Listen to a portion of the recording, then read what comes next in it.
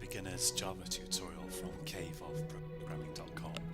In this tutorial we're going to look at passing parameters to methods, and in the next tutorial we'll get on to looking at set methods and setters.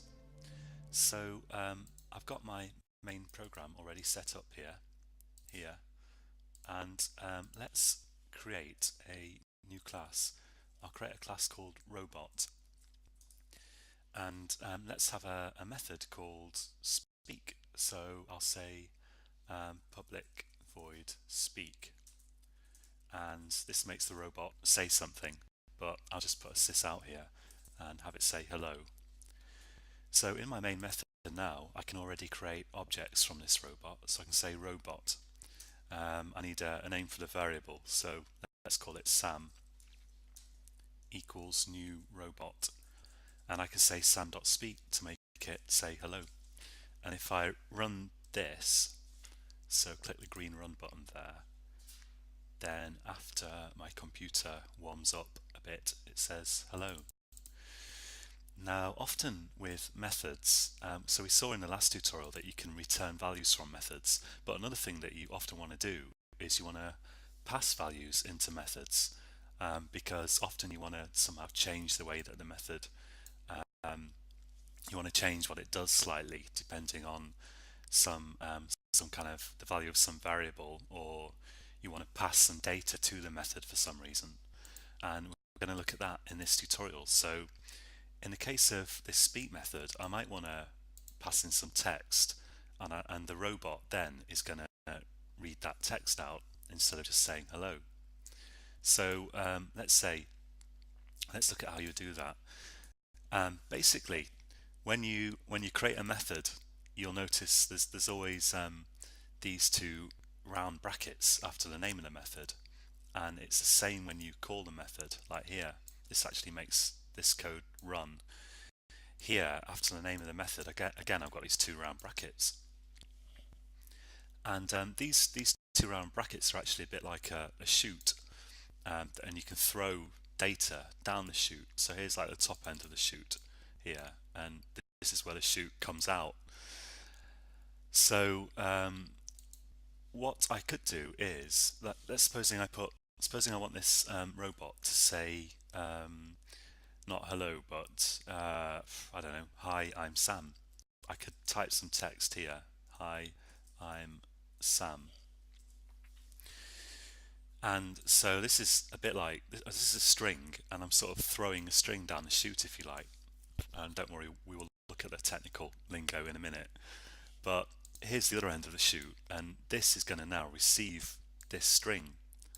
So I need to have a string here for this to kind of be dropped into.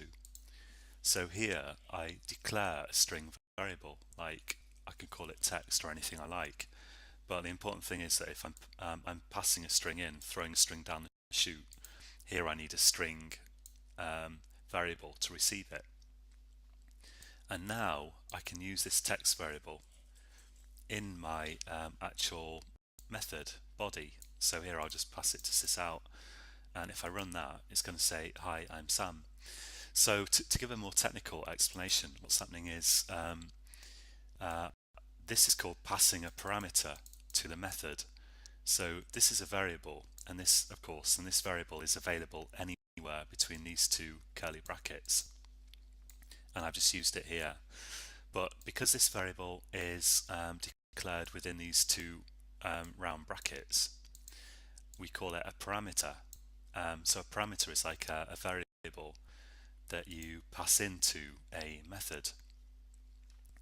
So here I'm passing a string into this method, and it's appearing in this parameter, and then I'm just using the value of the parameter here. So a parameter is called a parameter because a parameter is like something you kind of change or tweak. Like if you have a synthesizer, you can kind of change the different frequency and I don't know, the way it sounds by turning knobs, and then you say you're kind of changing the parameters. And this is a method parameter that changes the way the method works. So this is called passing in parameters. And let's look at how you do that with an integer. So if I want to say public void jump, and I want to tell it how high to jump. So int height, and I'll just output the kind of what I'm doing here with sysout just to show you it doing something. So I've said that this method takes one parameter of type integer, and outside of this method, the name doesn't matter. It's only like here within the method that the name matters, because you need a way to refer to the value that's passed in. So you need to call it something here. But when you're calling the method, so down here, if I say sam.jump, the only thing that matters is that the parameter is of type integer. So I've got to pass in an integer when I call the method, otherwise I get an error like this. So let's pass in the value 7. And if I run that, it's going to say jumping 7, which is output here. So I've passed that value in. And you can also have multiple parameters. You can say like, what should I say? Let's have public void and move. And I'll have a direction, which will be a string. It'll be a compass direction,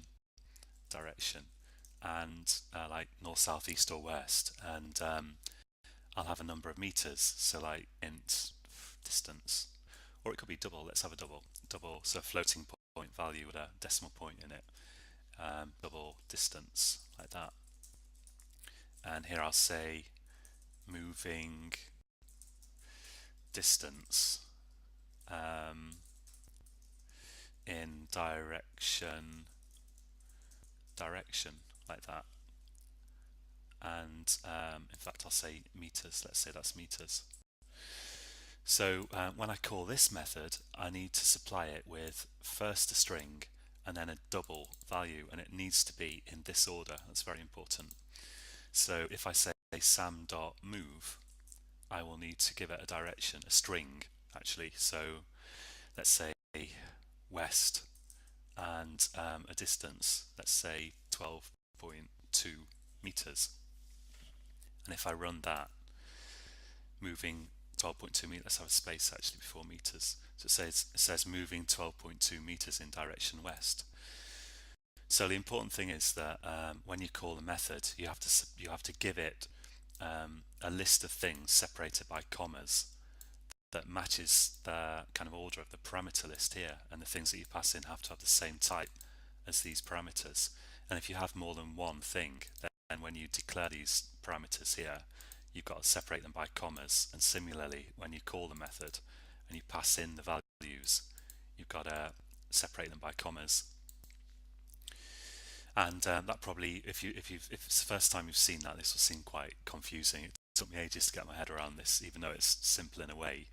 But just type it out and practice it, and it'll gradually sink in. You'll get the hang and see how it works. Now, I want to mention one thing that often confuses beginners. Certainly confused me when I started programming, which is supposing. Let's take an example. Supposing you have a supposing I want to call sam.speak. Now we know Eclipse has just automatically put that in for me, but I'll delete it. I've got to pass in a string to speak, because the speak method takes one parameter of type string. Now supposing I have a string here which I could call greeting, and I'll set that equal to hello there, like that. So greeting is of type string, and speak expects a string, so I can pass greeting in to speak instead of literally typing something between quotes here, and that will work. So if I run that, it says hello there. So I'm creating a string with hello there in it, some text in it. Here I'm calling the method and passing the string to it, and then that string, that text appears here, and it gets output here. And what's sort of confusing is that so here we've got a string called greeting, and here we're outputting a string, and you kind of think, well, here I'm calling it greeting and here I'm calling it text, and what's going on there? And really what's going on in this case is that so I've got, here is my string, this is the actual string that I'm dealing with, and it's the same string all the way through here.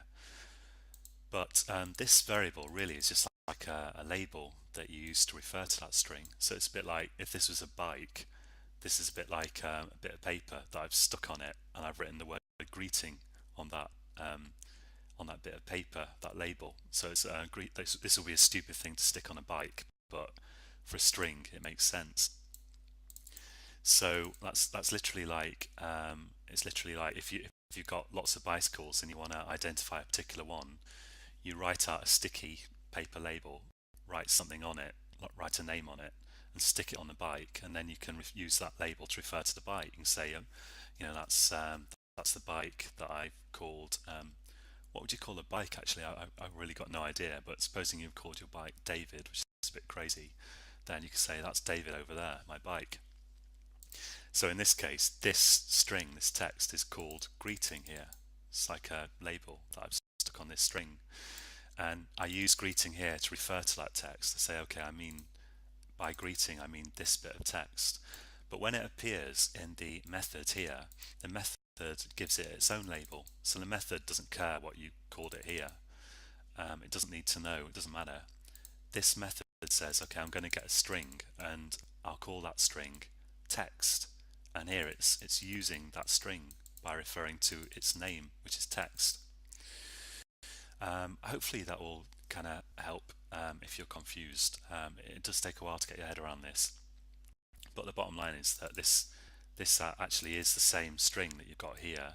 It's just that you call it by a different name in your method. And the kind of reason for that really is that you when you write your class, you don't want to care about what people call their own variables like here. And similarly, if you're using a class, you don't need to know um, what the parameters are called to the method. You just need to know their type, so you can call them anything you like in your own code, pass them in. As long as they've got the right type and they are in the right order, then Bob's your uncle, so to speak. And it works very slightly differently with primitive variables. So string is non-primitive, it's a class, and you know that because it's got an uppercase letter here. With primitive variables, it's basically the same idea, but it's actually slightly different in a way, because kind of like if I have an int variable down here, int value equals 14, let's say, and I say sum.jump value, so that will work just the same, jumping 14. And the only difference is that whereas this is like a label, this is a bit more like a bucket called value, in as much as here this is a bit of memory that actually contains this value. And in the parameter list here, I've got another kind of bucket that can also contain an integer, and you're kind of sloshing this integer from this bucket value into this bucket height and then outputting it here. So technically, this is a value and this is a reference. But I'm only mentioning this now just because if you keep hearing this, if you're following these tutorials, it'll gradually become clear in your head if you keep kind of thinking about it. But for now, I would just kind of practice declaring methods and passing parameters in, and you'll gradually get the hang. Okay, so in the next tutorial, we're going to look at a kind of example of this. We're going to look at set methods or setters. And if you're following a university course and your lecturer has come forward in a time machine from like 1970, your lecturer may refer to setters as mutators. And we're also going to look at this, which is very confusing to start with. So we're going to look at set methods or setters and this. But for now, I recommend just practicing this a bit.